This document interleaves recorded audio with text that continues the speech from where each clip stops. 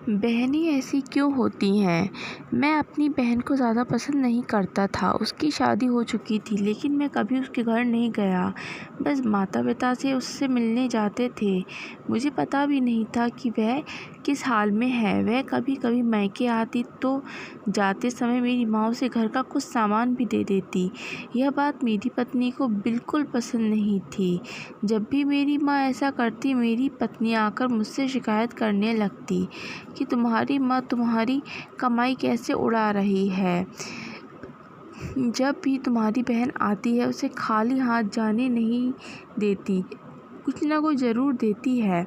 तुम अपनी माँ को बता दो, यह सब नहीं चलेगा। पत्नी की बातें सुन कर मुझे भी गुस्सा आ गया। मैं माँ के पास गया और कहा, माँ ये सब क्या है? जब भी बहन घर आती है, तुम कभी साबुन, कभी चावल का थैला, तो कभी दालें, सब कुछ उसे देती रहती हो। मेरी कमाई तुम ऐसे दूसरों में उड़ाओगी तो तुम्हें भी इस घर से निकाल दूंगा। बहन ने मेरी माँ की बातें सुन ली। 1 घंटे बाद बहन मेरे कमरे में आई और कहने लगी, भाई ज़रा रिक्शा ला दोगे? मुझे अपने घर जाना है। बहन की बात सुनकर मैं मन ही मन बहुत खुश हुआ, लेकिन दिखावे के लिए बहन से कहने लगा, थोड़े दिन और रुक जाती। नहीं भैया, बच्चों की स्कूल की छुट्टियां ख़त्म हो गई हैं, अब मुझे घर जाना है।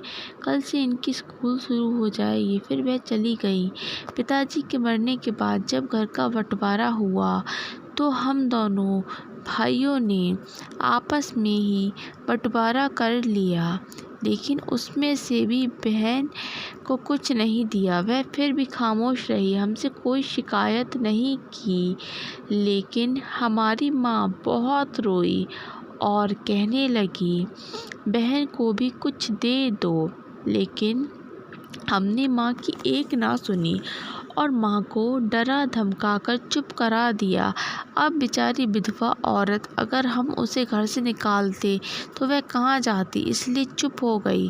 भाई साहब ने अपना हिस्सा बेचकर शहर जाकर नया काम शुरू कर दिया और वहीं रहने लगे। हमने अपनी बहन के साथ जैसा व्यवहार किया था, उसकी सज़ा तो हमें मिलनी ही थी। भाई साहब का कारोबार बर्बाद हो गया और वह मजदूरी करके अपना पेट पालने लगे। मेरे बड़े बेटे को भी टीबी हो गया। उसके इलाज में लाखों रुपए खर्च हो गए। जो भी मेरे पास था सब कुछ ख़त्म हो गया और मुझे कर्ज लेना पड़ा। हाल इतना बुरा हो गया कि खाने के लिए भी पैसे नहीं थे। घर में कुछ राशन नहीं था। मैं कमरे में अकेला बैठा सोच में गुम था कि मेरी बहन घर आ गई। उसे देखते ही मेरी पत्नी ने कहा, आ गई मनु। उस बहन को देखकर मैं भी गुस्सा हो गया, लेकिन अपने गुस्से को दबा लिया। वह मेरे बच्चे के पास गई, उसे देखा और फिर मेरे पास आकर बैठ गई। मेरे भाई, क्या तुम परेशान हो? यह कहते हुए उसने मेरे सर पर हाथ फेरा। बड़ी बहन हूँ, तुम्हारी मेरी गोद में खेले हो तुम मेरी गोद में खेले हो। अब देखो, अपनी बहन से भी बड़े हो गए हो कि बहन को कुछ नहीं बताते, अपना दुख भी नहीं बांटते। यह कहते हुए उसने अपने सोने के कंगन निकाले और मेरे हाथ में रख दिए। मेरे भाई, परेशान ना हो, यह कंगन बेच दे, अपने घर का राशन भर दो, अपने बच्चों का इलाज भी करा दो और पैसों की ज़रूरत हो तो बेझिझक कह देना अपनी बहन से, मैं तुझे इस तरह इस हालत में नहीं देख सकती। और हाँ, जाकर नाई से अपनी दाढ़ी भी बनवा लेना, देख कितनी बड़ी हो गई है। मैं आश्चर्यचकित होकर बहन को देखे जा रहा था और वह कहने लगी, भाई इस कंगन के बारे में किसी से ना कहना, तुझे मेरी कसम। मेरे माथे को चूमा और कहने लगी, चल अब चलती हूँ, तेरी जीजा जी और बच्चे आते ही होंगे, फिर आऊँगी। मैं पहली बार उसे घर के बाहर तक छोड़ने आया, देखा तो पैरों की चप्पल भी टूटी हुई थी, उसने कपड़े भी तो पुराने पहने थे। मैं बस देखता ही रह गया।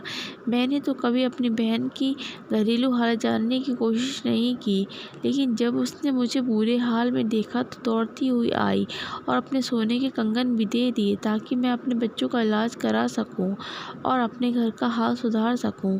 मैं सोचने लगा और मेरी आंखों से आंसू निकलने लगे कि हम भाई भी कितने मतलबी होते हैं, अपनी बहनों को पल भर में ही बेगाना कर देते हैं और बहनें अपने भाइयों का जरा सा दुख भी बर्दाश्त नहीं कर पाती। मैं उसके कंगन अपने हाथों में पकड़कर ज़ोर-ज़ोर से रोने लगा। दोस्तों, आपकी बहन अपने ससुराल में न जाने कितने दुख सह रही होगी। कुछ समय उसके पास बैठकर उसका हाल चाल जानने की कोशिश ज़रूर करें। मालिक सभी बहनों की झोलियाँ खुशियों से भर दे।